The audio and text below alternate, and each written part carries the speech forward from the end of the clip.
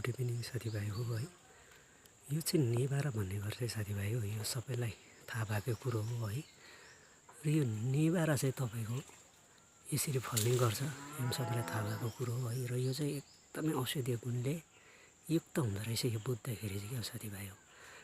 विशेष गरेर चाहिँ तपाईँको डायबिटिस पेसेन्टहरूको लागि एकदमै लाभकारी र धेरै धेरै अब यसको उपयोगिताहरू छ। अब मलाई त्यस्तो थाहा छैन है।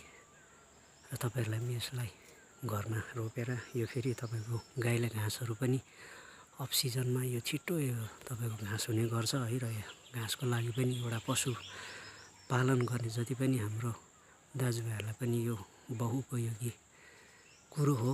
यो प्लान्ट हो, यो वृक्ष हो है। र यसको फल पनि एकदमै मेडिसिन दबाई राम्रो हुन्छ है। र यसको चाहिँ यसरी घरको वरिपरि यसरी यसलाई घर वरिपरिदेखि अब तपाईँको खाल्चा खुल्चीतिर रोपेर चाहिँ यसलाई यसरी घाँसको लागि दबाईको लागि यसरी रोप्नुको लागि एकदम राम्रो हुन्छ है साथीभाइ हो। र मेरो सर्ट भिडियो यतिमै अन्त गर्दैछु। सबैलाई गुड इभिनिङ, हजुरको दिन सबैलाई शुभ बित्यो होला भन्न चाहन्छु है साथीभाइ हो। र यो बाहिर सिटीमा चाहिँ यसलाई सुकाएर यो चाहिँ दबाईको रूपमा ड्राई फ्रुटको रूपमा चाहिँ एकदमै बेसी मूल्य रूपमा, अब मैले बेङ्गलोरतिर सुन्दा त यो 800 रुपियाँ केजी, पर केजी 800 रुपियाँ केजी भनेर चाहिँ यसलाई सुकाएर चाहिँ बेचिने गर्दो रहेछ। यो पनि मैले भर्खरै थाहा लाग्यो। र हाम्रोतिर चाहिँ यहाँनिर कसले भने जस्तो अफाल तफालकै यसको कुनै भ्यालुै छैन। अब कसले भने जस्तो